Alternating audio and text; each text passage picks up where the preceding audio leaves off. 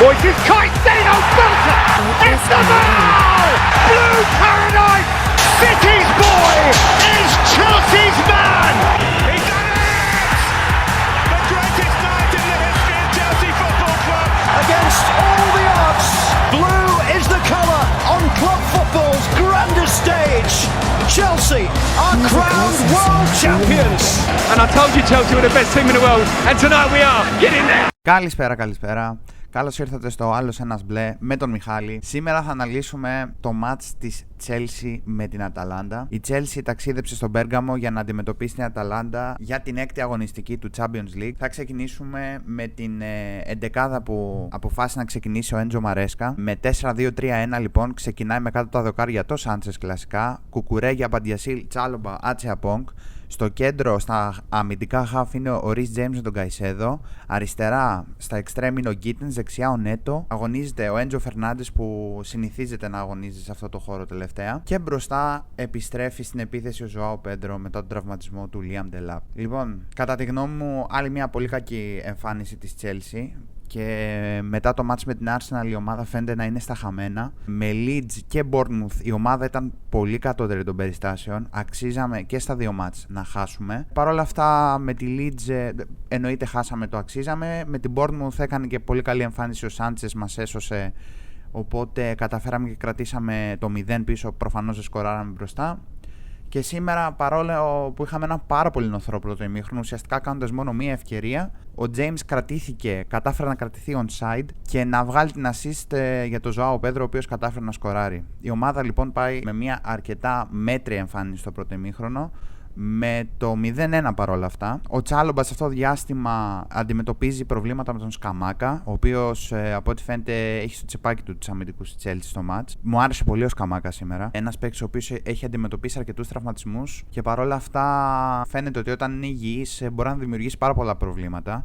Ο οποίος Σκαμάκα βοήθησε πάρα πολύ και στο build-up της Αταλάντα και μας προκάλεσε πάρα πολλά προβλήματα πίσω και σκόραρε εν τέλει και το πρώτο γκολ. Η δραστηριότητα του Σκαμάκα ανάγκασε και τον Τζάλομπα να πάρει μια κίτρινη κάρτα, όπου από ό,τι φαίνεται ο Μαρέσκα αποφάσισε να τον προστατεύσει και τον έκανε αλλαγή στο ημίχρονο και έβαλε τον Φοφανά, ο οποίος στάθηκε πάρα πολύ άτυχος, καθώς σε μια διεκδίκηση έφαγε την τάπα, δεν θυμάμαι ποιου.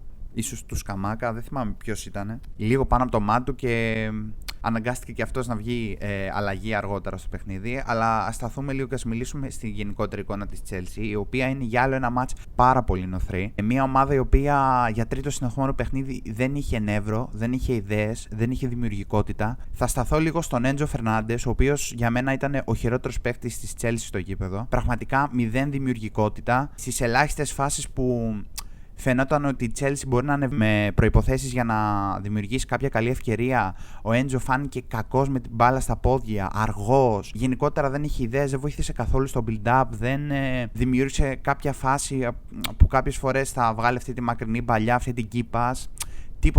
Τίποτα. Και στα τελευταία μάτια είναι πολύ κακός. Θεωρώ σήμερα ήταν από τις χειρότερες του εμφανίσεις με τη φανέλα της Chelsea. Δεν ξέρω αν φταίει ο ρόλος του, δεν ξέρω τι φταίει, αλλά σήμερα έκανε ένα πάρα πολύ κακό μάτς. Γενικότερα δεν έχω κάποιο παίχτη να ξεχωρίσω σήμερα, δεν έχω πολλά θετικά να πάρω από το σημερινό μάτς. Μια ομάδα πραγματικά χωρίς νεύρο, χωρίς δημιουργικότητα.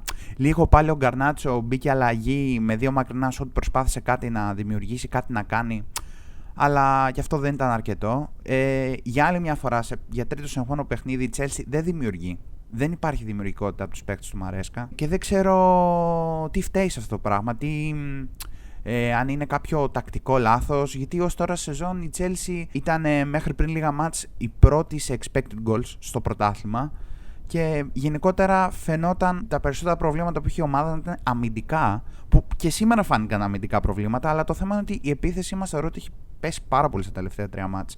Ότι η Chelsea δεν δημιουργεί φάσεις.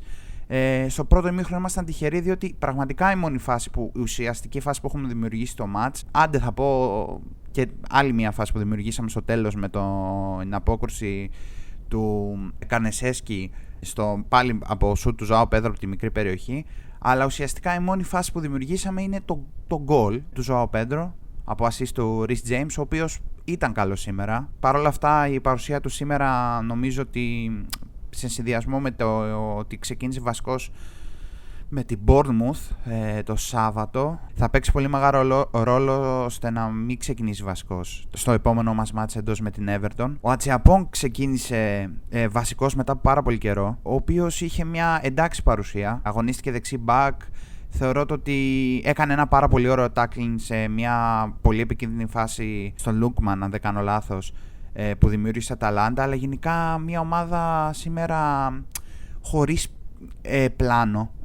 Αυτό θα το ρίξω λίγο στο Μαρέσκα. Θεωρώ ότι είναι και εύθυνη η Μαρέσκα η σημερινή ήττα. Μια ομάδα η οποία δεν φάνηκε αρκετά καλά διαβασμένη και γενικότερα ένα σύνολο νοθρό, χωρίς ιδέες, χωρίς δημιουργικότητα. Δηλαδή ούτε ο Ρις Τζέιμς κατάφερε να δημιουργήσει, που ο Μαρέσκα πολλές φορές τον βάζει στα half και μπορεί με την πάρα πολύ καλή του σέντρα και με την δημιουργικότητα που έχει ως παίχτης να δημιουργήσει. Εντάξει, ούτε ο Καϊσέδο, ο οποίος ο ρόλος του είναι περισσότερο να κερδίζει μονομαχίες στο κέντρο, να κλέβει την μπάλα κτλ. Αλλά ούτε αυτός δημιουργήσε.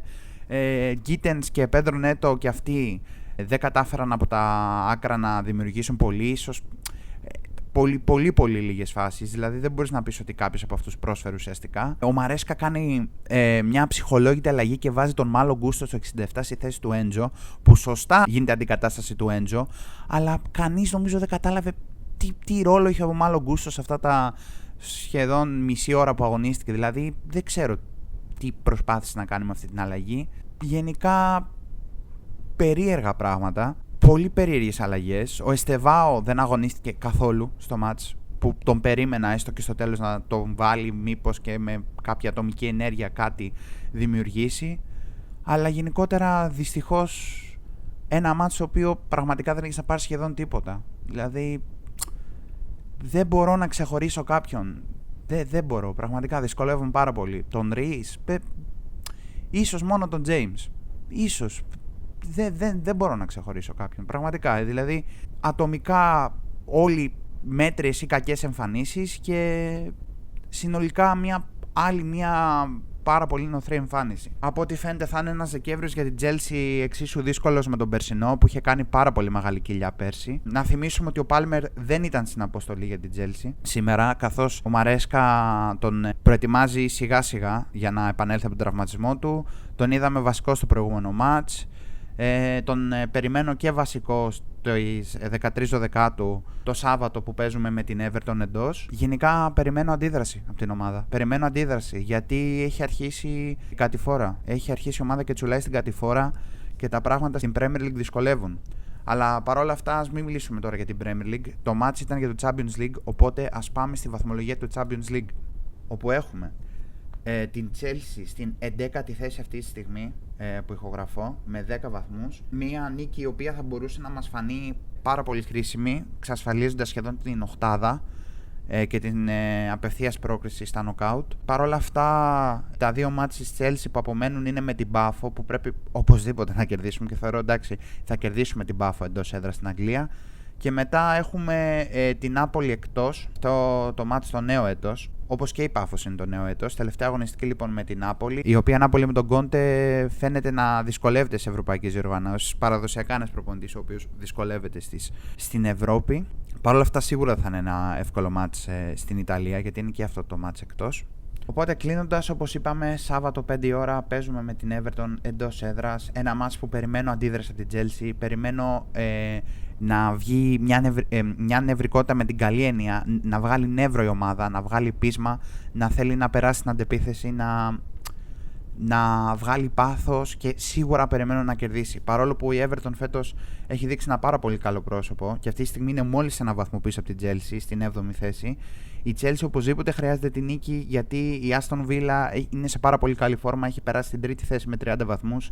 Η Chelsea αυτή τη στιγμή βρίσκεται με 25 βαθμούς στην 5η θέση, ένα πόντο μπροστά είναι η Crystal Palace στην 4η και είμαστε ισοβαθμικοί με τη United, ενώ πίσω ακολουθεί ένα τρενάκι με Brighton, Sunderland, Liverpool, Tottenham, Newcastle που είναι στους 22 και 23 βαθμούς, είναι πάρα πολύ κοντά.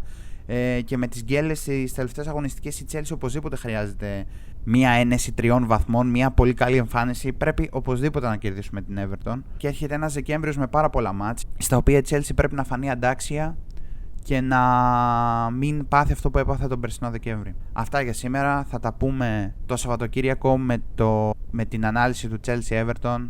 Ήμουν ο Μιχάλης, ήταν άλλος ένας μπλε και θα τα πούμε στο επόμενο επεισόδιο. Γεια σας.